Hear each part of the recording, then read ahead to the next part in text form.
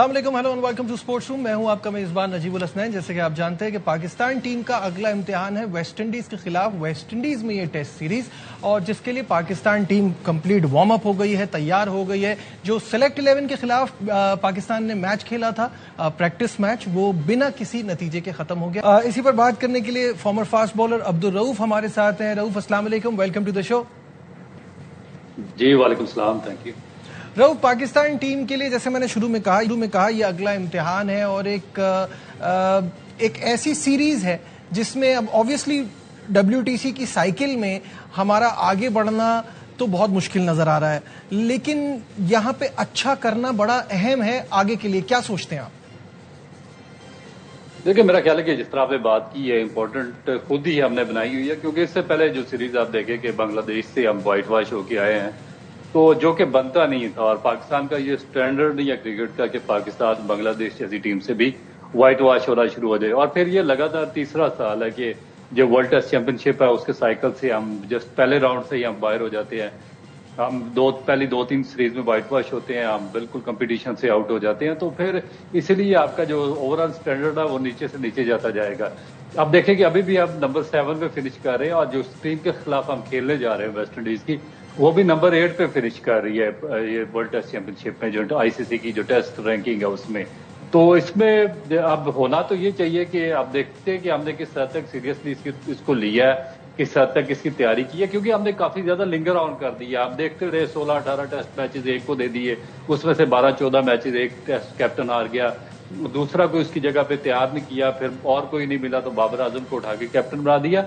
तो अब देखना पड़ेगा, क्योंकि जो लास्ट टेस्ट मैच हम वेस्ट इंडीज के खिलाफ यहाँ पे पाकिस्तान में खेले थे, वो भी हम 260 रन शायद थे, वो चेज नहीं कर सके थे लास्ट इनिंग में, और 161 पे ऑल आउट हो गए थे। तो एक टफ मेरा ख्याल है कि सीरीज होगी पाकिस्तान और वेस्ट इंडीज की। अच्छा, जिस तरह से वेस्ट इंडीज इस वक्त खेल रहा है, और अब पाकिस्तान की वो जो कमजोरी है हमारी बैटिंग की, जो बांग्लादेश के खिलाफ भी एक्सपोज हुई in the form of Nahid Rana, हम फास्ट बॉलिंग पे फंसते हैं। ये जो प्रैक्टिस मैच में पिच मिली थी, मुझे नहीं लगता इस तरह की पिच होगी हमारे लिए। देखिए, क्योंकि वेस्ट इंडीज के पास इतना बड़ा प्लेयर्स पूल नहीं है, और दूसरा आपको पता है कि इनसे पीछे टेस्ट स्टेटस भी वापस ले लिया गया था, और इनके चंद एक गिने चुने प्लेयर्स हैं जो कि टेस्ट क्रिकेट खेलते हैं, तो उन्होंने ही पाकिस्तान में यहाँ पे आके टफ टाइम दिया था। तो जो इनकी दूसरी लाट है उसमें कोई ऐसा मुझे बॉलर या बैट्समैन नजर नहीं आएंगे जो कि पाकिस्तान की जो टेस्ट टीम है उसको टफ टाइम दे सकें। अब जब पाकिस्तान और वेस्ट इंडीज का जो जेन्युइनली एक कंपटीशन होगा पहले टेस्ट मैच में, वो भी एक नई पिच है जो आपका ब्रायन लारा स्टेडियम है, पहली दफा उस पर टेस्ट क्रिकेट होने जा रही है, और उसका भी नहीं पता कि वो किस तरह का बिहेव करेगा। मगर अगर आप वेस्ट इंडीज की बॉलिंग देखें तो उसमें आपको शमार जोसेफ है, सील्स है, उसके अलावा दूसरे जोसेफ हैं, वो बड़े अच्छे और स्ट्रॉन्ग इनको कंपटीशन मिलेगा फास्ट बॉलिंग में। आप देखते हैं कि पाकिस्तान नाहिद राना को तो टैकल करने में कामयाब नहीं हुआ इतना सक्सेसफुली जो आप बांग्लादेश के खिलाफ सीरीज खेले थे, मगर अब इसी तरह की एक बॉलिंग कंपटीशन का आपको सामना करना पड़ेगा वेस्ट इंडीज के खिलाफ। तो अब देखना होगा कि पाकिस्तान की क्या प्रिपरेशन है वहां पे। ठीक है रऊफ, आपकी मौजूदगी का फायदा उठाते हुए जो हमारे बॉलर्स का इम्तिहान है उस पर बात करते हैं, क्योंकि सिलेक्शन कमेटी ने शाहीन, नसीम और हसन अली को नहीं लिया और डोमेस्टिक परफॉर्मर्स को शामिल किया है। उससे हमारी जो बॉलिंग लाइन है वो बनाई है। ये कितना मुस्बित साबित होगा या ये डिसीजन बैकफायर करेगा? रऊफ, इसी पे बात करते हुए पहले आपको दिखाते हैं शाहीन के बॉलिंग स्टैट्स। जो 34 टेस्ट मैचेस उन्होंने खेले हैं, 126 विकेटें लिए हैं, इकोनॉमी 3.18 की है। ये शाहीन के स्टैट्स हैं। और इसके नीचे नसीम शाह 20 मैचेस में इनकी 60 विकेट्स हैं, 3.7 का इकोनॉमी है। और हसन अली आपके सामने आ जाते हैं, 27 मैचेस में 88 विकेट्स हैं। तो ये जो हमारे एक्सपीरियंस तीनों फास्ट बॉलर्स हैं वो इस सीरीज का हिस्सा नहीं है। और अब हम देख लेते हैं जो इस वक्त हमारे लिए अवेलेबल लॉट है, उसमें ऑब्वियसली सब कुछ जो है वो अब्बास के कंधों पे रखा जाएगा। एक्सपीरियंस उनका सबसे ज्यादा है, 29 मैचेस में 110 विकेटें हैं। बाकियों की भी आप परफॉर्मेंस देख सकते हैं, स्क्रीन पर आ जाएगी आपके। क्या सोच रहे हैं इस बॉलिंग के साथ हम टैकल कर पाएंगे वेस्ट इंडीज को? देखिए, मेरा ख्याल है कि अगर आप दूसरे बॉलर जिनको निकाला है उनको भी और इन दोनों को सामने रखें तो टेस्ट मैचेस में इनकी परफॉर्मेंस मिली जुली है। آپ دیکھیں کہ نہ ہی انہوں نے کوئی اپنی اتنی زیادہ ایکسیپشنل پرفارمنس سے پاکستان کو ٹیسٹ میچز جتوائے ہیں، اور نہ ہی ان کے پاس جو یہ کرنٹ لاٹ ہے اس کے پاس اتنا زیادہ ایکسپیرینس ہے. یہی وجہ کہ ایک لانگ ٹرم سے ہم جو ٹیسٹ فارمیٹ ہے یا لانگ فارمیٹ ہے اس میں اسٹرگل کر رہے ہیں. اور آپ کو بھی یاد ہوگا کہ میں پہلا آدمی تھا جس سے بات شروع کی تھی پاکستان میں جو ٹیسٹ فاسٹ بالنگ کا جو سٹینڈرڈ تھا، جو ٹیلنٹ تھا، وہ ڈائی ڈاؤن ہو رہا ہے. میں نے ان کو بہت عرصہ پہلے سے اویئر کرنا شروع کیا تھا تو اس کو آپ کو اچھے طریقے سے ٹیکنیکل لوگوں کو ساتھ لگا کے اس کو دیکھ کر بحال کرنی پڑے گی، مگر انہوں نے اس کو اگنور کر دیا. اس کا رزلٹ آج آپ کے سامنے آ رہا ہے کہ آپ کے 3-4 بالر مین اسٹریم بالر وہ جو 147 پہ سے بالنگ کرتے تھے وہ 130 پہ چلے گئے. آپ کو ان کو فائنلی باہر نکالنا پڑا. 8-10 بالر آپ کے ایسے تھے کہ جو لائن میں آئے ہیں مگر وہ بھی بالکل 1 یا 2 ٹیسٹ میچز کے بعد ان کو سائڈ لائن کر دیا گیا. وہ بالکل ہی کسی قسم کی کرکٹ کھیلنے کے قابل نہیں رہے. اب یہ جو کرنٹ لاٹ ہے اس میں بھی آپ دیکھیں کہ محمد علی کو پیچھے آپ نے 4-5 ٹیسٹ میچز دیے ہیں مگر کوئی پرفارمنس ان کی اس طرح رہی نہیں ہے ٹیسٹ میچز میں. خرم شہزاد کا ایشو بھی وہی ان کا بایو میکینیکل ایشو ہے کہ وہ ایک اسپیل اچھا کرتے ہیں نئے بال کا، اس کے بعد پھر باقی جو 3 اسپیل ہیں ان میں وہ اسٹرگل کرنا شروع ہو جاتے ہیں کیونکہ ان کا ایک تو فزیکل فٹنس اتنی اچھی نہیں ہے، دوسرا جو نیوٹریشن ہے وہ بھی کوئی ان کو اس پہ ٹیک کیئر نہیں کی گئی. پھر ان کے بایو میکینیکلی جو ایشوز تھے ان کو ابھی تک سالو نہیں کیا گیا مگر ابھی تک وہ پاکستان کے ٹیسٹ جو ٹیم ہے اس کا پارٹ اینڈ پارسل ہے. عباس پہ کافی بڑی رسپانسبلٹی آئے گی اور جو عبید شاہ دیکھتے ہیں ان کو چانسز دیتے ہیں یا نہیں دیتے، مگر یہ ایک ٹف ٹائم ضرور ہے کہ جب تک آپ پاکستان میں فاسٹ بالر کی دیکھ بھال نہیں کریں گے، ان کو پورے طریقے سے ان کے بایو میکینیکل جو پرابلمز ہیں ان کو سارٹ آؤٹ نہیں کریں گے، ان کی جو فزیکل فٹنس ہے اس کو، جو ورک لوڈ مینجمنٹ ہے اس کو، اور جو ان کی نیوٹریشن ہے اگر اس کو آپ صحیح طور پہ مینج نہیں کریں گے تو پھر آپ کبھی بھی ٹیسٹ کرکٹ میں تو آپ بول جائیں کہ آپ اوپر جا سکیں گے. بالکل صحیح ہے. یہ ایک بڑا مسئلہ ہے، لیکن اب جس طرح سے یہ بات کی جا رہی ہے، پچھلے دنوں عاقب جاوید ہمارے پاس یہاں اسٹوڈیو آئے تھے اور انہوں نے کہا تھا کہ اب یہ پول الگ بنایا جائے گا اور آپ کو ڈومیسٹک کرکٹ کو بھی اہمیت دینی پڑے گی، ان کو وہاں پہ ان کو اور اسٹرانگ کریں گے فار دس فارمیٹ اسپیشلی، اور ٹیسٹ کرکٹ کی ویلیو اس سے زیادہ بڑھائی جائے گی. ان چیزوں سے فرق پڑے گا؟ دیکھیے ان چیزوں سے یہ صرف باتیں ہوتی ہے جو میں پچھلے 10 سال سے سن رہا ہوں کہ یہ جو کوئی بھی چیئرمین آتے ہیں جو نئی اپنی ٹیم لے کر آتے ہیں وہ آگے نئی کہانیاں سناتے ہیں اور پھر چلے جاتے ہیں.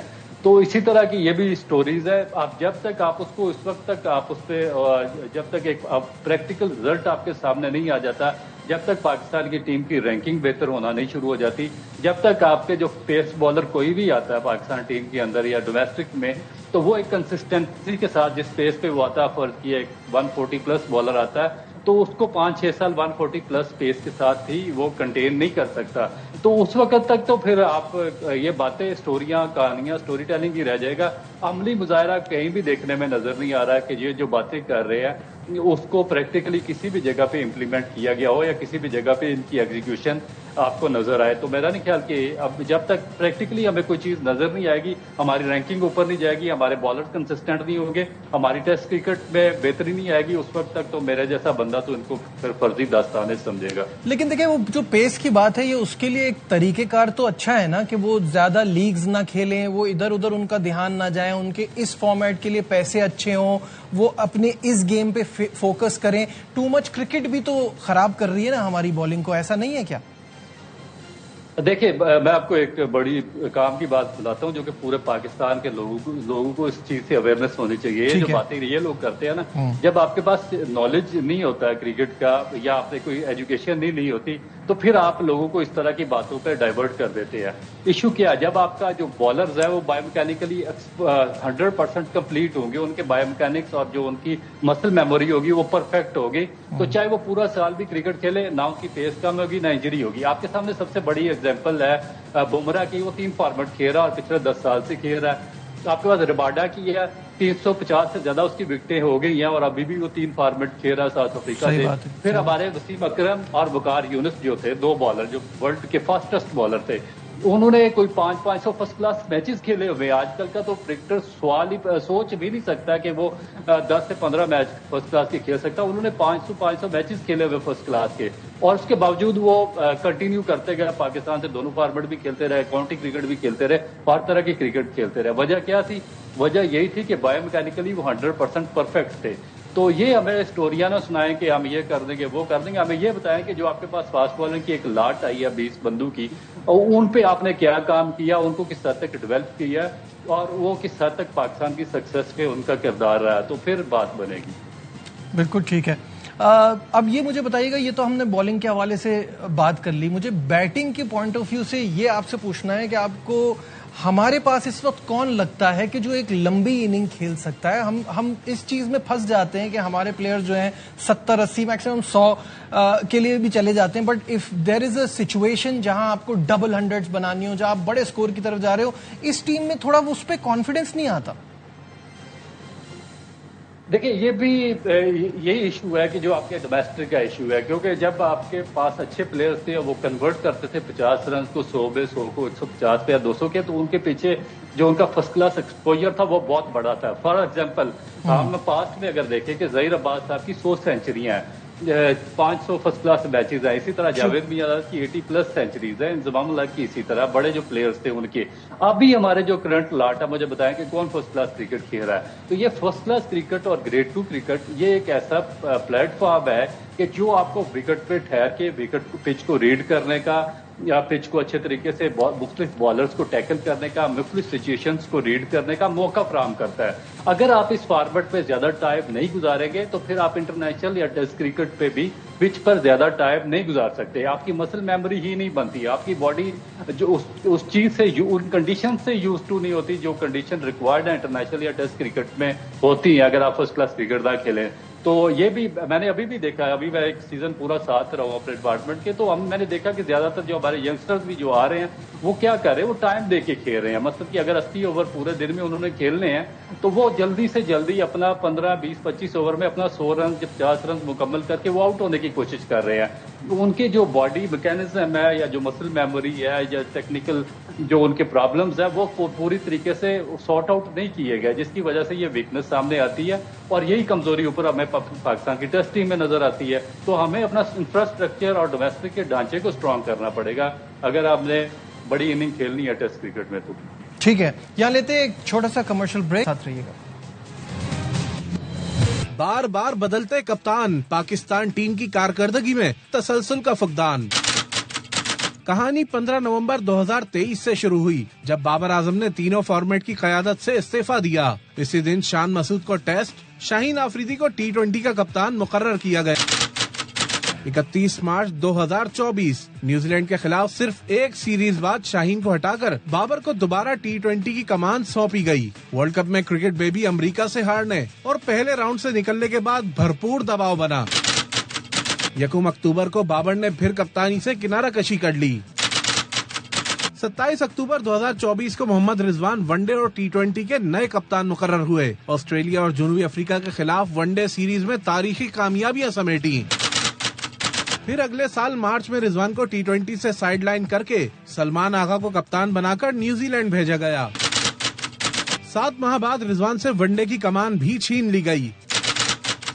20 اکتوبر 2025 کو شاہین شاہ آفریدی ون ڈے کے نئے کپتان بنا دیے گئے. ٹیسٹ کرکٹ میں مسلسل ناکامیوں کے بعد رواں ماہ شان مسعود کو بھی الوداع کہہ دیا گیا. بابر اعظم کو ایک بار پھر ٹیسٹ کی قیادت سونپ دی گئی. کہانی جہاں سے شروع ہوئی تھی واپس وہیں آ کر کھڑی ہو گئی.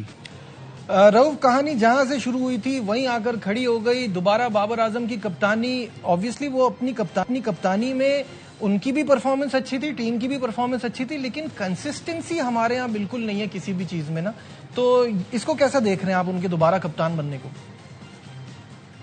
دیکھیے کوئی لانگ ٹرم پلاننگ نہیں ہے، کوئی ویژن نہیں ہے جس پہ کام کر پوری دنیا کی کرکٹ بورڈ کام کرتی ہے، اور پاکستان میں اسپیشلی جو سب کانٹیننٹس ہیں اس میں یہ بڑا مشکل ہوتا ہے کیپٹنسی والا کہ آپ جب اتنے زیادہ کیپٹن بنا دیں تو پھر اس میں گروپ بندی شروع ہو جاتی ہے، پھر سیاست شروع ہو جاتی ہے، پھر کافی ساری چیزیں اور انوالو ہونا شروع ہو جاتی ہے، کیونکہ یہاں پر اس طرح کی ٹرو پروفیشنلزم کی کمی ہے. تو اس میں جب ابھی آپ کسی کو کیپٹن بناتے ہیں، چینج کرتے ہیں، تو یہ چیزیں آپ کو جو اپنے گراؤنڈ جو ریئلٹیز ہیں ان کو سامنے رکھنا پڑے گا، جو آپ کا ایٹماسفیئر ہے اس کو سامنے رکھ کے، اور جو آپ کی کنڈیشنز ہیں ان کو سامنے رکھ کے آپ کو فیصلے لینے ہوتے ہیں. کیونکہ اگر آپ اس طرح بہت زیادہ کیپٹنز بنانا شروع کر دیں گے، ان لوگوں کو انوالو کرنا شروع کر دیں گے، تو وہ کافی زیادہ پالیٹکس اور گروپ بندی اور کافی ساری چیزیں اس میں انوالو ہونا شروع ہو جائیں گی ٹیم کے اندر اور باہر دونوں طرف.